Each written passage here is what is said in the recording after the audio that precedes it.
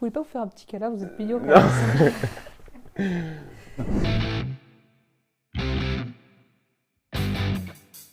Alors les garçons, quel a été votre plus grand point de désaccord avec l'autre? Je te laisse commencer. J'en ai aucune idée, il n'y a que ça. Ouais, je dirais pareil. J'ai trouvé un moment où j'ai pu dire ouais, t'as raison dans le débat. Non, non, il y a vraiment... Surtout, hein. Ouais, full Surtout, désaccord. Hein. Full désaccord. Mais ça montre bien que c'est irréconciliable. C'est ça aussi, c'est que les gens aimeraient dire oui, rassemblez-vous dans le débat politique. C'est pas possible. C'est pas possible. Et c'est tant mieux même. Et donc accord non plus? Ah bah non, mais encore moins du coup. Encore moins. Ouais. Je crois qu'au début, dans les escaliers, on a dû se dire un truc genre ouais, salut. C'est tout. Et c'est tout, ouais. C'était probablement faux d'ailleurs. Ouais, c'est faux. Ouais. Quel est le point qui vous a le plus convaincu chez l'autre? Ah, je dirais peut-être la moustache, moi. La casquette, j'adore The North Face. Et est-ce que du coup ce débat a fait évoluer un peu votre vision? Toi, est-ce que ça t'a fait évoluer sur ta vision de l'extrême droite et toi peut-être sur ce que pensait Louis de manière générale ou pas forcément?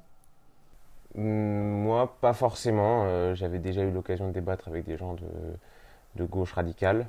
Ça m'a pas... non, ça m'a pas rapproché. J'aurais peut-être aimé qu'on se rapproche sur les concepts peut-être d'écologie, sur les solutions, mais je crois qu'on a un peu zappé le moment solution, malheureusement. Mais on se reverra pour débriefer tout ça. Et moi non du coup, mais encore une fois c'est normal, c'est parce que c'est pas juste des désaccords de propositions, c'est des désaccords d'idées, même de vision du monde. On ne voit pas le monde de la même manière. Je dis pas qui a raison ou pas, bien sûr que je pense avoir raison, mais c'est ça en fait. À partir du moment où on ne voit pas le monde de la même manière, on peut pas être d'accord sur comment l'organiser. Pourtant vous êtes quand même très proches pour deux personnes qui sont en désaccord là. Bah c'est ça le problème, c'est qu'on n'a pas le choix de cohabiter. Et c'est ça aussi le point de tension, c'est que si jamais la gauche arrivait au pouvoir, en tout cas ma gauche arrivait au pouvoir, l'extrême droite ne laissait pas faire, et si jamais l'extrême droite arrive au pouvoir, je ne laisserai pas faire. C'est ça qu'il faut comprendre. Donc vous pensez que ça va amener à une guerre civile si l'un des deux extrêmes est élu alors? Moi, je voyais pas la guerre civile dans cette disposition-là. Parce que peut-être que je sous-estime beaucoup le poids de la gauche dans le débat public et même dans la population, mais pour moi c'est insignifiant quoi. Les gens qui partagent les idées de Louis, pour moi, ne représentent rien, mais je me trompe sans doute. Moi, je pense que beaucoup de personnes ne se laisseront pas faire si jamais l'extrême droite arrive au pouvoir, parce que les gens que vise l'extrême droite, c'est les gens des classes populaires. Par exemple, Éric Zemmour qui propose de supprimer beaucoup de cotisations sociales, je pense que ça fera réagir. Les personnes qui vivent dans les banlieues, elles vont pas se laisser faire. Peut-être que pour toi, elles ne font pas partie de la gauche, mais il n'empêche que ces gens-là sont visés par l'extrême droite. Et c'est ça aussi ce que j'ai essayé de faire comprendre dans ce débat. C'est que ce n'est pas uniquement un débat de salon autour d'un thé. On parle de propositions qui ont des conséquences concrètes dans la vie des gens. Il y a des vies qui sont en jeu. Et c'est pour ça que moi, je ne laisserai jamais l'extrême droite arriver au pouvoir. Qu'est-ce que tu vas faire pour empêcher ça si un jour Moi, sincèrement, je pense que si jamais on avait un Éric Zemmour qui arrivait au pouvoir, la question de la violence légitime de l'État, elle serait remise en cause. Moi, personnellement, en tant que citoyen français et en tant que républicain, je ne peux pas laisser un dirigeant que je considère comme anti-républicain arriver à la tête de la France. C'est pour ça que tout à l'heure je pointais que le concept central de ce débat-là, c'était pas tellement l'extrême droite, mais la démocratie. Moi, si quelqu'un d'extrême gauche arrive au pouvoir, je m'en désolerais, mais je ne mènerai aucune action violente. C'est pas mon rôle, et je ne crois pas qu'il faut retourner à l'état de nature dès lors qu'on a un désaccord politique. À l'inverse, Louis estime que si il n'est pas d'accord, au nom d'un bien fondé peut-être légitime, mais si il n'est pas d'accord avec l'élection démocratique, il prend les armes.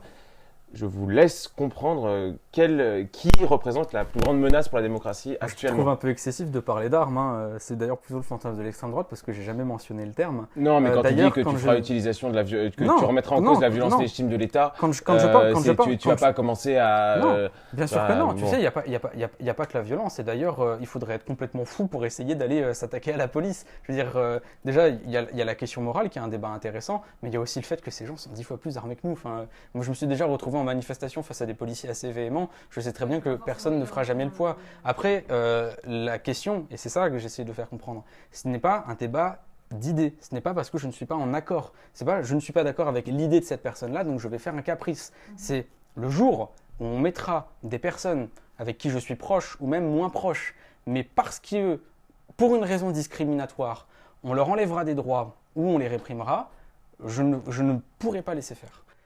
Même si c'est la volonté des Français. Ouais, mais est-ce qu'on peut vraiment considérer qu'une élection est légitime quand vous avez 50% des gens qui s'abstiennent? Non, parce que non, mais si jamais, il y a aussi beaucoup de personnes qui remettent en cause le système démocratique et qui ne vont plus voter parce qu'ils n'y croient pas. Après, si jamais il y a 90% des Français qui décident d'aller voter pour ce truc-là, c'est pas mon pays, alors il n'y a pas de problème. Et par contre, sur le fait que la gauche qui arriverait au pouvoir et l'extrême droite serait toute douce et tout gentille, ce n'est pas vrai. Il suffit de regarder à chaque fois que vous avez eu un gouvernement de gauche, pas en France, hein, même d'ailleurs en France, quand la gauche, si l'extrême gauche arrivait au pouvoir, ne croyez pas que l'extrême droite arrive au pouvoir, on n'a pas eu des ligues fascistes dans la rue. Mitterrand, c'est pas l'extrême droite. Mais même, regardez, à chaque fois que vous avez un pays d'extrême gauche qui arrive au pouvoir, toujours l'extrême droite, la droite, et même parfois avec le soutien du centre, tente de mener une contre-révolution. Et la politique, c'est... Non mais, la politique... Quel exemple, par exemple? Cuba. Ne serait-ce que l'exemple de Cuba, hein. 179 tentatives d'assassinat contre Fidel Castro. Le Venezuela, par exemple, avec tous les désaccords que je peux avoir avec les politiques qui sont menés par ces pays. C'est vrai que les mecs de gauche soutiennent moi, par exemple, tu vois, je ne soutiens pas le Venezuela. Pourquoi? Parce que je ne soutiens pas les dictatures. Voilà. Mais il y a quand même une question qui se pose de si vous avez 50% du pays qui s'abstient, que vous avez l'extrême droite au pouvoir et qu'elle décide de mener des politiques contre les migrants, contre les personnes de couleur, contre les personnes musulmanes, je ne laisserai pas faire. Quel est l'invité que vous aimeriez voir débattre au Crayon? Je pense qu'un Youssoupha contre un identitaire, ça peut être contre un Damien Rieu, ça pourrait être très sympa. Caris contre Jean Messia. J'y ai pensé et ça me ferait beaucoup rire. Quelle est la citation qui vous accompagne au quotidien? Si vous en avez une phrase, une citation, qu'importe. Abdel Malik, quand tu insultes ce pays, quand tu insultes ton pays, tu t'insultes toi.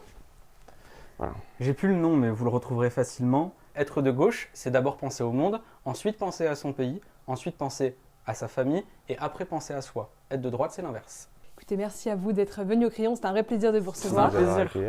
C'était Sixtine pour le Crayon.